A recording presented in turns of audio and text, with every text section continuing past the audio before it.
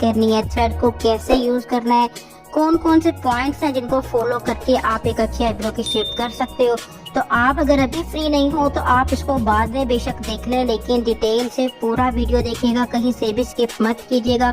बहुत ही ज्यादा knowledgeable video होगा आप लोगों के लिए आज का। अभी जो आईब्रो की शेप आप लोगों को बना के दिखाने वाले हैं, ये आईब्रोज की शेप देखिए बिल्कुल बड़ी हुई आईब्रो की शेप है, और जिसे स्ट्रेट आईब्रो कहते हैं वैसे की इनके आईब्रो की शेप है। और ये इसकी लेंथ क्या है, इस लेंथ को आपने जो है वो कितने हिस्सों में डिवाइड करना है, कहाँ पे इसका आर्च आना चाहिए, कहाँ पे इसकी स्टार्टिंग होनी चाहिए, कहाँ पर इसको जो है वो खत्म होना चाहिए, ये सब कुछ आज के इस वीडियो में देखेंगे। आईब्रोज की शेप के दौरान आपने ध्यान रखना है कि जितनी आपकी आईब्रोज की लेंथ होती है उस लेंथ को आपने 4 हिस्सों में डिवाइड करना है। 2 हिस्से आपने फ्रंट पे छोड़ देने हैं, तीसरे हिस्से पर आपका आर्च आएगा, हम आएगा, और बाकी जो एक हिस्सा रह जाता है वो आपका डाउन यानी टेल में जाएगा।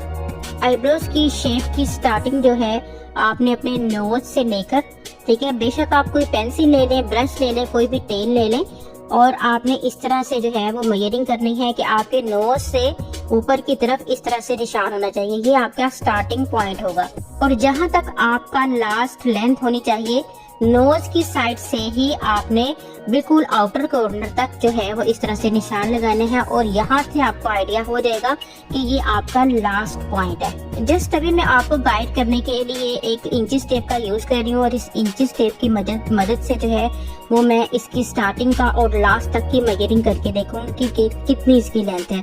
अभी जो हमारी टोटल लेंथ नजर आ रही है, ये आपको 2.5 इंच की जो है वो शेप नजर आ रही है, ठीक है। और अब आपने अपने पॉइंटर की हेल्प से स्टार्टिंग पर भी एक पॉइंट जो है वो लगा देना है, और सबसे लास्ट में भी एक पॉइंट आपने जो है उसको लगा देना है कि ये आपका लास्ट पॉइंट जा रहा है। अब आपने इसके बिल्कुल सेंटर को कवर करना है, ठीक है। इस तरह से आपने सेंटर देखना है कि इसका सेंटर क्या है, और सेंटर में भी आपने इस तरह से पॉइंट का जो है वो क्रिएट कर लेना है।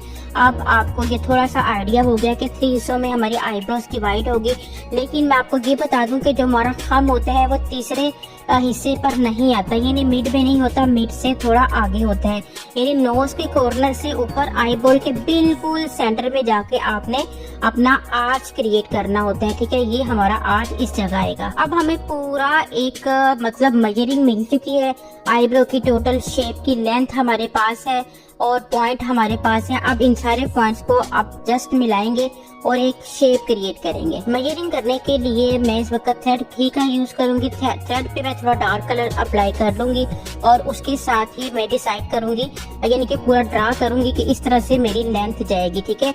अब ये देखें कि हमारी स्टार्टिंग पॉइंट से जो है वो मिड तक हमारी लाइन ड्रॉ होगी, और जो हमारी मिड से थोड़ी आगे डॉट था उसके साथ हमारी लेंथ की लाइन को हम लोगों ने जो है वो मतलब के आपस में मिलाया, ठीक है। अब ये देखिए कितना अच्छा सा इनको आर्च आ चुके हैं। और अब देखिए ऊपर से जगह हमें खाली नजर आ रही है, उसके बावजूद भी इस जगह से हमें बालों को रिमूव नहीं करना है। और अभी जब मैं मतलब थ्रेड करूंगी उस दौरान में ही आपको बताऊंगी कि आपने यहाँ से बालों को रिमूव क्यों नहीं करना है, ठीक है।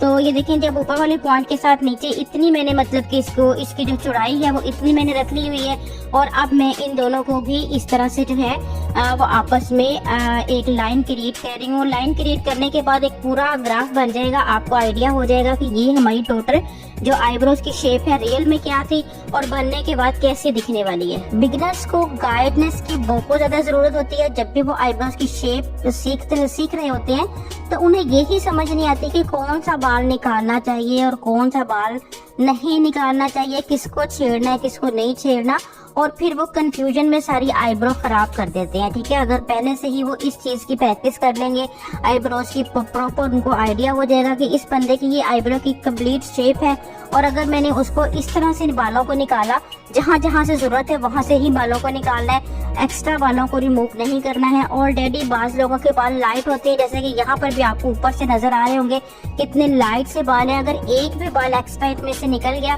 तो आईब्रो की शेप बहुत ज्यादा बारीक हो सकती है, इसलिए हमने इसकी टोटल पैमाइश कर ली है। अब एक कॉम्ब की मदद से, स्पूली की मदद से ऊपर करेंगे, कॉम्ब करेंगे, जितने एक्स्ट्रा बाल होंगे उनको एक बारीक जो आगे से मतलब कुछ सीजर्स होती हैं जैसे मोटे उसके न्यूजल्स होते हैं, उस तरह की नहीं, बिल्कुल पतले से न्यूजल्स वाली आपने जो है वो सीजर लेनी है और इस तरह से जितने एक्स्ट्रा ऊपर वाले बाल होंगे उनको आपने कटिंग करके रिमूव कर देना है। और अब जब आपने थ्रेड यूज करना है तो थ्रेड में आपने बहुत ज्यादा बल नहीं डाल लेने। बाजू का ऐसा होता है कि हम 10-10, 8-8 बल अपने धागे में डाल लेते हैं, जिसकी वजह से हमारी स्किन डैमेज होती है, हमें बहुत ज्यादा हमारी फिंगर्स पेन करना शुरू हो जाती हैं, क्योंकि बहुत ज्यादा जोर लगाना पड़ता है धागे को खींचने के लिए।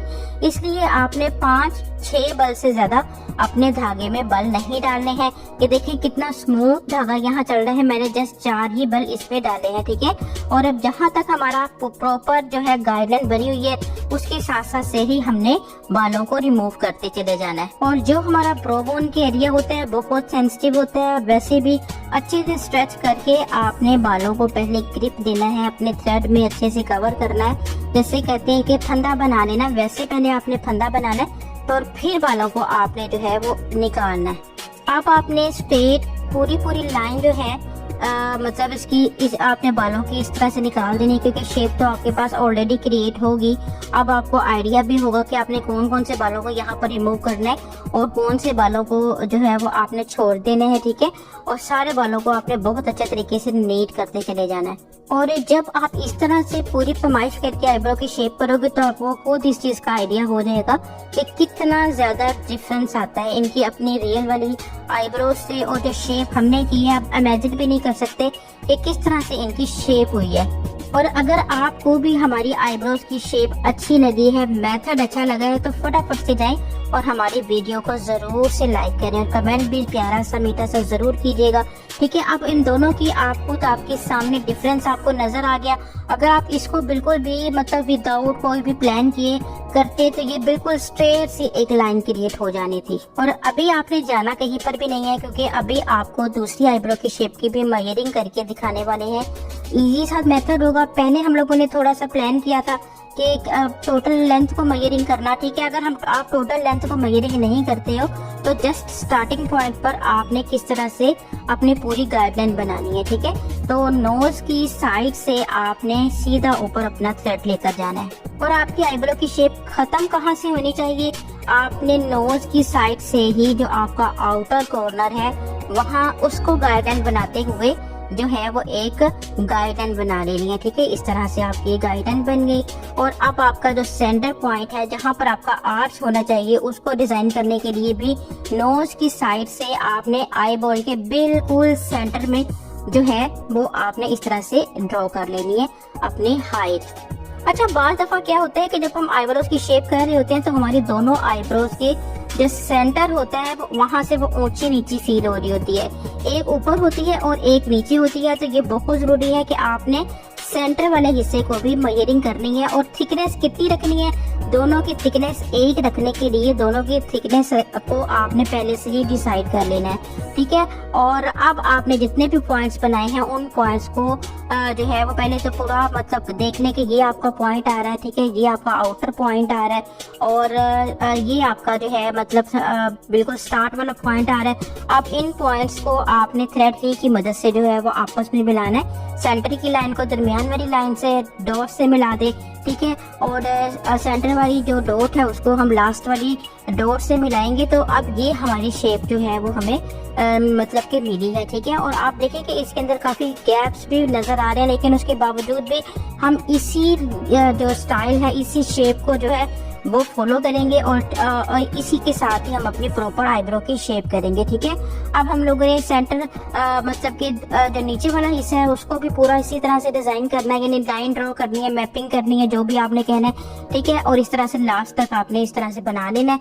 और अब आपने आपकी थ्रेड चलाने की बारी आती है। आप किसी कोम की मदद से या स्पूली की मदद से पहले सारे बालों को ऊपर उठाएंगे और उसके बाद उसको कटिंग करेंगे, ठीक है। बारीक नोक वाली जो कोम होती है वो आपने यूज करनी है और इस तरह से एक्स्ट्रा बालों को आपने यहाँ पर कट कर देना है, ठीक है।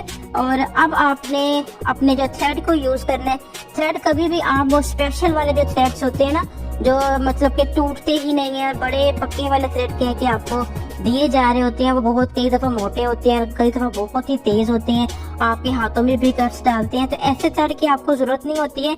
स्किन के ऊपर से बालों को उतारने के लिए आप नॉर्मल जो आम लड़की का धागा है उसको आसानी से यूज करके तो उतार सकते हो। बहुत कम ऐसे बाल होते हैं जो बहुत ही ज्यादा हार्ड होते हैं, मतलब वो लेडीज के अक्सर ऐसे बाल होते नहीं है जो इतने ज्यादा हार्ड हो, आराम से आम लड़की से उतर जाते हैं। ठीक है, तो उसी को ही यूज करें। हाइजेनिक भी मतलब कि ये के साथ साथ धागे को तोड़ते चले जाएं। वैसे तो ये खुद ही टूट जाते हैं जाहिर है, लेकिन फिर भी बहुत ज्यादा थ्रेडिंग करने के बाद थोड़ा थोड़ा धागे को तोड़ दें। ठीक है, अब आंखों को आपने इस तरह से ऊपर नीचे से पकड़ना है, खींच के पकड़ना है, उसके बाद फिर आपने जो है वो अच्छा यहाँ पर पाउडर आप लगा लिया करें। अगर स्किन थोड़ी सी भी ऑयली होती है तो फिर आपके बाल वैसे से मजे से नहीं उतरते हैं जैसे कि उतरने चाहिए। ठीक है, जैसा कि यहाँ पर हमने कहा स्किन ड्राई थी तो इसलिए पाउडर इतना नहीं यूज किया, हल्का सा पाउडर ही हमने यहाँ पे यूज किया था, तो आप ज्यादा पाउडर को भी यूज कर सकते हो। ठीक है, और अब आपने उसी लाइन से बाहर जितने बाल है वो सारे इस तरह से रिमूव कर देने हैं और अपने हाथ को हमेशा सॉफ्ट मतलब हैंडल करें। कई दफा ऐसा होता है कि वो बहुत टाइट धागा यूज हो रहा होता है, ठीक है, या बहुत ही ज्यादा तेज धागा होता है, तेज धार वाला जिसे कहते हैं धागा होता है, तो वो आप मतलब यूज मत करें। ब्लड वगैरह कुछ लोगों का तो ये होता है स्किन ही इस तरह की होती है, व्हाइटनिंग क्रीम के लगा के स्किन डैमेज की होती है, वो इस तरह की अजीब स्किन होती है कि जैसे ये थ्रेड उसके ऊपर रखें या नेल लग जाए या कुछ भी, फौरन से उसमें से इतना ज्यादा ब्लड आना शुरू हो जाता है, हीटअप होनी शुरू हो जाती है।